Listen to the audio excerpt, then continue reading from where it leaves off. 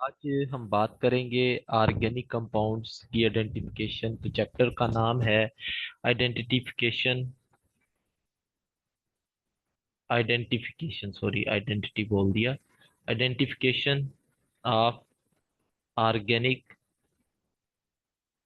Compounds. तो organic compounds की identification कैसे करना है, तो ये हमारा चैप्टर का नाम है। तो इसमें कुछ टेस्ट हैं जो बहुत इंपॉर्टेंट है, और अक्सर इंटरव्यू में ये चीज़ें जो होती हैं वो पूछी जाती हैं कि अल्कोहल और फिनोल को कैसे आपने डिफरेंशिएट करवाना है। ठीक है। प्राइमरी सेकेंडरी टर्शरी अल्कोहल को कैसे आपने चेक करना है। तो इस तरह के टेस्ट जो होते हैं उसमें ज्यादातर इंटरव्यू में पूछे जाते हैं। तो उनमें पहला है हमारे पास लुकास टेस्ट या लुकास रिएजेंट। ये क्या होता है बेसिकली? लुकास रिएजेंट जो होता है, मैं आपको सिंपल करके बताऊंगा, और ज्यादा हम इसकी डिटेल में नहीं जाएंगे। जो आपके काम की चीजें होंगी वो देखेंगे। ये 1 डिग्री, 2 डिग्री और 3 डिग्री अल्कोहल जो होते हैं उनको आइडेंटिफाई करवाने के लिए इस्तेमाल होता है। अगर रीएजेंट की बात करें तो कंसंट्रेटेड HCl यहाँ पे लेते हैं, साथ में एनहाइड्रस जिंक क्लोराइड आप लेते हो। तो इसमें आपके पास प्राइमरी सेकेंडरी और टर्शरी के साथ रिएक्शन होता है अल्कोहल का। तो फॉर एग्जांपल ये है प्राइमरी अल्कोहल, 1 डिग्री इसे कह दिया, ठीक है, अल्कोहल। और ये है आपके पास 2 डिग्री अल्कोहल, और यहाँ पे है आपके पास 3 डिग्री अल्कोहल। अब लुकास रिएजेंट जो होता है वो 1 डिग्री के साथ रिएक्शन नहीं करेगा। अगर आप इसे हीट करोगे तो 30 मिनट के बाद इसमें एक टर्बिडिटी जो होती है वो अपीयर होती है, जो कि कंफर्मेशन होती है कि इसमें प्राइमरी अल्कोहल प्रेजेंट है। ठीक है। इसके बाद हमारे पास है 2 डिग्री अल्कोहल। तो लुकास रिएजेंट जो होता है ये इसके साथ रिएक्शन करके सेकेंडरी अल्काइल हैलाइड बना देता है। सेकेंडरी अल्काइल हैलाइड बन जाएगा, और इसमें टर्बिडिटी जो होती है वो 5 to 10 मिनट बाद अपीयर होती है। और टर्शरी की अगर आप बात करो तो इसमें प्रोडक्ट भी 3 डिग्री अल्काइल हैलाइड बनेगा, और इसमें टर्बिडिटी जो होगी वो इमीडिएटली अपीयर हो जाएगी। तो इमीडिएटली यहाँ पे टर्बिडिटी जो होगी वो अपेयर हो जाएगी। अब ऐसा क्यों होता है? आपने जीओसी अगर पढ़ी हो, जनरल ऑर्गेनिक केमिस्ट्री, तो मैं बताता जाऊं बेटा कि आपको पता है कि कार्बोकेटाइन जो होता है 3 डिग्री ज्यादा स्टेबल होता है, 2 डिग्री फिर 1 डिग्री होता है। ठीक है। तो 1 मिनट वेट कीजिएगा बात। अच्छा, हम बात कर रहे थे कि 3 डिग्री ज्यादा, फिर 2 डिग्री और फिर 1 डिग्री। तो डेफिनेटली प्रोडक्ट हमेशा स्टेबल बनता होता है। तो यही रीजन होती है कि 3 डिग्री के साथ रिएक्शन जो होता है वो ज्यादा फेवरेबल होता है, फिर 2 डिग्री के साथ और 1 डिग्री के साथ जो रिएक्शन नहीं हो पाता। तो ये हमारे पास पहला टेस्ट था लुकास रिएजेंट का। इससे हम अल्कोहल की आइडेंटिफिकेशन करवा सकते हैं। इसके बाद आ जाता है Victor Meyers test. Victor Meyer test क्या है बेसिकली? इसको ना एक ट्रिक भी बताता हूँ आपको याद रखने के लिए। ये 1 डिग्री, 2 डिग्री और 3 डिग्री अल्कोहल को ही आइडेंटिफाई करवाने के लिए इस्तेमाल होता है। अब इसमें आपने पहला रिएजेंट लेना होता है। 1 डिग्री का रिएक्शन करवाते हो आप, ये अल्कोहल है, इसका करवाते हो रेड फास्फोरस और आयोडीन के साथ। ठीक है। तो ये कन्वर्ट हो जाता है अल्काइल हैलाइड में। फिर आप इसका करवाओगे AgNO2 के साथ, तो ये कन्वर्ट हो जाएगा नाइट्रो कंपाउंड में। तो फिर आप इसका रिएक्शन करवाते हो HNO2 के साथ। तो यहाँ पे लास्ट में जो प्रोडक्ट होता है वो नाइट्रोलिक एसिड बनता है, याद रखें, नाइट्रोलिक एसिड बनेगा। और इसका जो कलर होता है वो रेड होता है, रेड कलर होता है, नाइट्रोलिक एसिड बनता है। तो इसको याद रखना है, RBC। ठीक है। यानी प्राइमरी के साथ रेड कलर होता है, और सेकेंडरी के साथ ब्लू कलर होता है, और टर्शरी के साथ ये रिएक्शन नहीं हो पाता तो कलरलेस होता है, ऐसे समझ लें। ठीक है, नो कलर। तो सेकेंडरी के साथ सेम काम करना है, सेम रिएजेंट लेने हैं, तो एंड में बनेगा क्या? Pseudo nitro nitrol, pseudo nitrol बनता है, और टर्शरी में कोई भी रिएक्शन नहीं होता, ठीक है। यहाँ पे ब्लू कलर होता है इसका। तो RBC, ये आपने विक्टर मियर टेस्ट को इस तरह से याद रखना है, ठीक है। इसके बाद हमारे पास थर्ड होता है, वो है न्यूट्रल FeCl3 टेस्ट। ये टेस्ट होता है बेसिकली, ये आइडेंटिफाई करवाता है अल्कोहल और फिनॉल में कि कैसे आप इनमें फर्क जान सकते हैं कि जो फिनॉल होते हैं वो तो इसके साथ रिएक्शन कर लेते हैं। लाइक ये है आपके पास फिनॉल के 6 मॉलिक्यूल्स लेंगे और FeCl लें, तो एक कॉम्प्लेक्स बनता है वायलेट कलर का।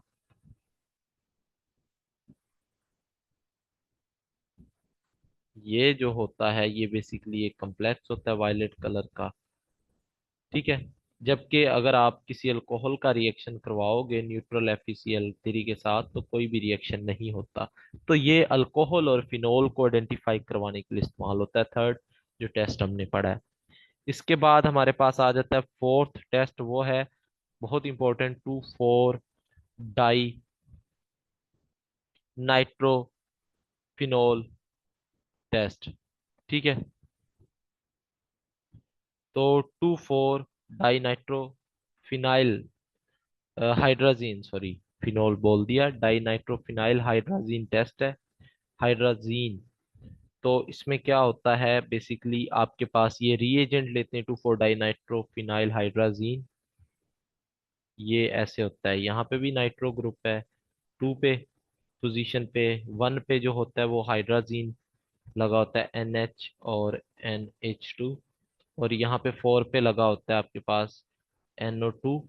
और ये रिएक्शन होता है कार्बोनिल कंपाउंड के साथ, तो ये बन जाता है 2,4 डाई नाइट्रोफिनाइल हाइड्राजोन। तो हाइड्राजोन बनता है डाई नाइट्रोफिनाइल हाइड्राजोन, जिसका जो कलर होता है वो ऑरेंज होता है या येलो, PPT इसके फॉर्म हो रहे होते हैं। तो 2,4 डाइनाइट्रोफिनाइल हाइड्राजीन को ब्रेडेज रीएजेंट भी कहते हैं, इसका दूसरा नाम होता है ब्रेडेज रीएजेंट। तो अगर आपसे कोई पूछे इस टेस्ट की इंपॉर्टेंस क्या है, तो आगे मजीद इसको हम बात करेंगे 2,4 डाइनाइट्रोफिनाइल हाइड्राजीन के ऊपर। इसके बाद हमारे पास आ जाता है टोलोइंस रीएजेंट। टोलोइंस रीएजेंट क्या है, इसके मुतालिक हम बात करते हैं। देखें, ये जो टेस्ट होता है ये दोनों तरह के एल्डिहाइड देते हैं, एलिफेटिक भी। इस तरह के क्वेश्चन पूछे जाते हैं अक्सर ना, और आपको गिवन भी होते हैं, स्ट्रक्चर दिया होता है, एलिफेटिक और एरोमेटिक जो होते हैं, दोनों तरह के ये टेस्ट देते हैं। चलो इन रीजन रीजन में आप क्या करते हो, basically ammoniacal ammoniacal silver nitrate का सॉल्यूशन लेते हो, ठीक है। अमोनिकल सिल्वर नाइट्रेट का सॉल्यूशन लेते हो आप, तो उसका रिएक्शन करवाते हो एल्डिहाइड या कीटोन से, सॉरी एल्डिहाइड से। वैसे तो कीटोन नहीं देते, तो ये फॉर एग्जांपल ये है आपके पास AgNO3 अमोनियम हाइड्रोक्साइड, ये अमोनिकल सॉल्यूशन में सिल्वर नाइट्रेट लेते हो, साथ में एल्डिहाइड के साथ रिएक्शन करवाते हो, तो इसके नतीजे में आपके पास मिरर की फॉर्मेशन होती है, वाइट PPT बनते हैं सिल्वर के, ठीक है। तो इसी वजह से इसको सिल्वर मिरर कहते हैं, वाइट होते हैं। इसमें क्या होता है, टोल्यूइन रिएजेंट जो होता है वो एल्डिहाइड को ऑक्सीडाइज कर देता है। ये भी पूछ लिया जाता है कि एल्डिहाइड को क्या किया इसने, तो ऑक्सीडाइज किया है, ठीक है। इसके बाद आ जाता है सिक्स टेस्ट, जो है वो फेलिंग सॉल्यूशन टेस्ट होता है। फेलिंग आपने पढ़े होंगे, दो तरह के होते हैं फेलिंग्स टेस्ट, फेलिंग A और फेलिंग B, दो तरह के होते हैं, ठीक है। तो फेलिंग जो टेस्ट होता है बेसिकली बेटा, ये आपको सिर्फ और सिर्फ एलिफेटिक एल्डिहाइड देते हैं, एलिफेटिक एल्डिहाइड आपको ये टेस्ट देते हैं। इसमें फेलिंग ए की अगर आप बात करो, तो फेलिंग ए जो होता है बेसिकली वो आपके पास होता है copper sulphate dot 5 water molecule. तो ये होता है ब्लू विट विट्रियोल। ठीक है, इसका नाम होता है ब्लू विट्रियोल। इसका फार्मूला भी पूछ लिया था पीपीएससी में, तो ये याद रख लेना है आपने। ब्लू विट्रियोल होता है कॉपर सल्फेट के साथ 5 वाटर के मॉलिक्यूल। और इसमें क्या होता है बेसिक मीडियम में, 1 मिनट वेट करें अजान हो जाए फिर हम देखते हैं। तो ये होता है आपके पास फेलिंग सॉल्यूशन ए। और यहाँ पे इसमें क्या लेते हैं आप, बेसिक मीडियम लेते हैं सोडियम हाइड्रोक्साइड और सोडियम पोटेशियम टाइट्रेट का आपने सॉल्यूशन लेना होता है। ये इसका फार्मूला है। यहाँ पे हाइड्रोजन होता है, अगेन हाइड्रोजन ओ एच, और ओ एच होता है यहाँ पे। और यहाँ पे ये आपके पास फार्मूला है सोडियम पोटेशियम टाइट्रेट। इस सोडियम पोटेशियम टाइट्रेट को रोशल्स साल्ट भी आप कहते हैं, रोशल्स साल्ट ये नाम भी पूछ लेते हैं, रोशल साल्ट सोडियम पोटेशियम टाइट्रेट को बोलते हैं। ठीक है, तो ये इनका मिक्सचर होता है बेसिकली, सोडियम हाइड्रोक्साइड और रोशल साल्ट का फेलिंग सॉल्यूशन ए जो होता है। और अगर हम बात करें फेलिंग सॉल्यूशन बी की, तो इसमें आपके पास ये फेलिंग सॉल्यूशन ए तो just, sorry again, failing solution A जो है ये जस्ट कॉपर सल्फेट पर मुश्तमिल है। और बी वाला जो है वो नीचे लिख दिया है मैंने, इधर ही कंबाइन ही कर दिया है। बी जो है वो सिर्फ सोडियम हाइड्रोक्साइड और रोशल साल्ट के ऊपर मुश्तमिल होता है, बी जो होता है। ठीक है, तो बी यही था। तो इसके रिएक्शन की हम बात कर लेते हैं, ओवरऑल रिएक्शन जो होगा फिर इसमें क्या आप लोगे के एल्डिहाइड लोगे। ठीक है, और साथ में फेलिंग सॉल्यूशन लेंगे जब आप, तो इसमें क्या बनता है, क्यूप्रेस ऑक्साइड बनता है। ठीक है, जिसके रेड पीपीटी होते हैं, रेडिश ब्राउन इसके पीपीटी होते हैं, क्यूप्रेस ऑक्साइड। ठीक है, तो ये बनता है जबकि ये नेगेटिव होता है कीटोन्स के लिए, कीटोन ये टेस्ट नहीं देते। एक तो ये बात, और दूसरी बात कि अगर आप फेलिंग सॉल्यूशन ए और फेलिंग सॉल्यूशन बी को आप मिक्स करते हो दोनों को, तो आपके पास इनका जो कलर होता है वो डार्क ब्लू कलर होता है। डार्क ब्लू कलर होता है, और ये कलर किस वजह से होता है, ये क्यूप्रिक टार्ट्रेट की वजह से होता है। ये क्यूप्रिक टार्ट्रेट की वजह से ये कलर होता है। ठीक है, तो ये आपके पास फेलिंग सॉल्यूशन टेस्ट था। इसके बाद टेस्ट नंबर 7 आ जाता है, वो होता है बेनेडिक्ट टेस्ट।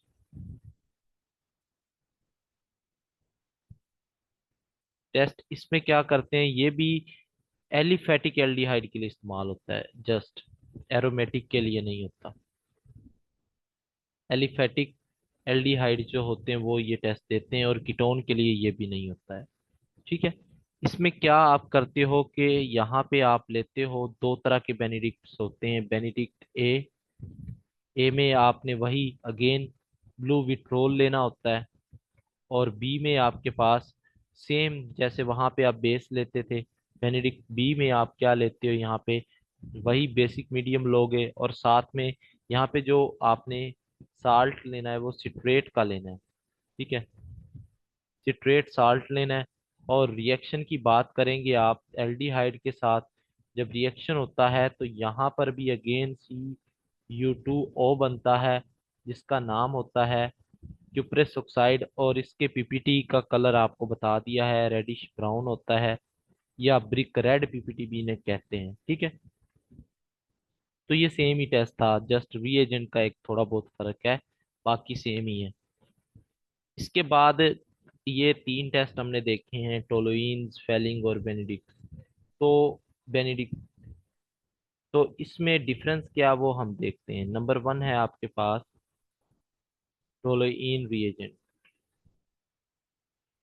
टोलुइन भी एजेंट जो होता है ये एलिफेटिक एल्डिहाइड के लिए भी होता है, एलिफेटिक के लिए भी है, और ये एरोमेटिक के लिए भी है। ठीक है, जबकि अगर आप बात करो फेलिंग की, फेलिंग सॉल्यूशन की, तो फेलिंग सॉल्यूशन जो होता है ये ओनली एलिफेटिक एल्डिहाइड्स के लिए होता है। एलिफेटिक एल्डिहाइड्स के लिए होता है, ठीक है।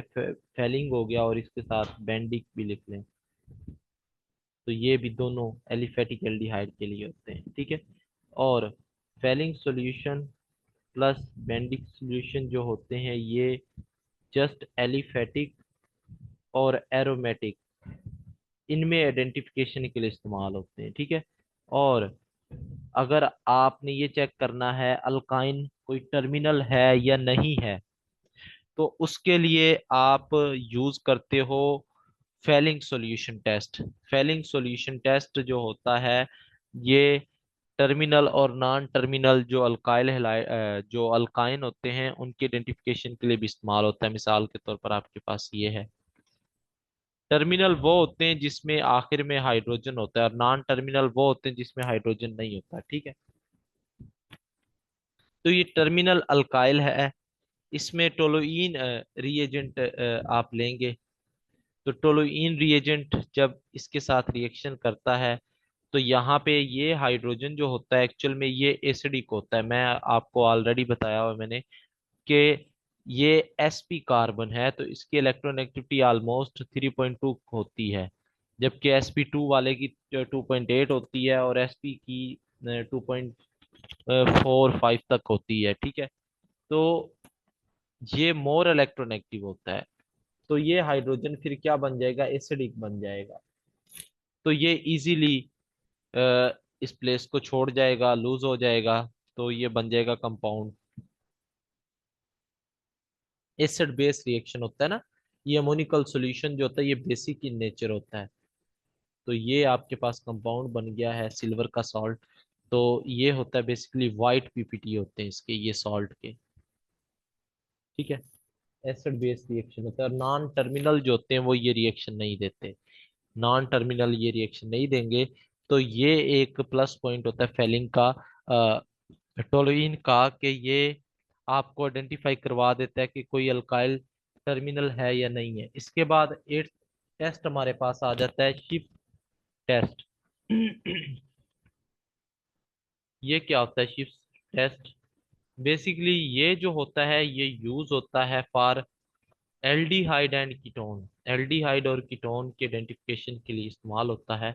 तो यहाँ पर क्या आपके पास रिएजेंट जो होता है वो पहले मैं आपको बताता हूँ कि यहाँ पे सॉल्यूशन कौन सा लेते हैं, कि डाइल्यूट सॉल्यूशन लेते हैं आप पैरा रोजालीन का, रोजालीन हाइड्रो क्लोराइड, या इसको आप बोलते हो मैग्नेटा डाई, मैग्नेटा डाई, ये पिंक कलर की होती है, ठीक है। इसको आप कहते हो शिप्स डाई, ये शिप्स डाई है, ठीक है। और अगर हम इस डाई में से SO2 गैस पास करवा दें तो ये सॉल्यूशन जो होता है कलरलेस बन जाता है, जिसको शिफ्स रीएजेंट कहते हैं, शिफ्स रीएजेंट कहते हैं, ठीक है। अब शिफ्स रीएजेंट जो होता है ये रिएक्शन करवाता है एल्डिहाइड के साथ और कीटोन के साथ। तो क्या होता है, किसके साथ होगा और किसके साथ नहीं, वो हम बात करते हैं। एल्डिहाइड के साथ पिंक कलर अपीयर होगा और कीटोन के साथ नो पिंक कलर, ठीक है, यानी कलरलेस रहेगा। तो ये आइडेंटिफिकेशन करवा देता है शिप्स टेस्ट के ये एल्डिहाइड है या कीटोन है बेसिकली, ठीक है जी। इसके बाद मोस्ट इम्पोर्टेंट और बहुत सी जगहों पे पूछे जाने वाला जो टेस्ट है वो है आपके पास आइडोफार्म टेस्ट। इसके क्वेश्चंस आपको डिफरेंट एग्जाम्स में मिलते हैं। आइडोफार्म टेस्ट या हेलो फार्म टेस्ट के नाम से भी फेमस है।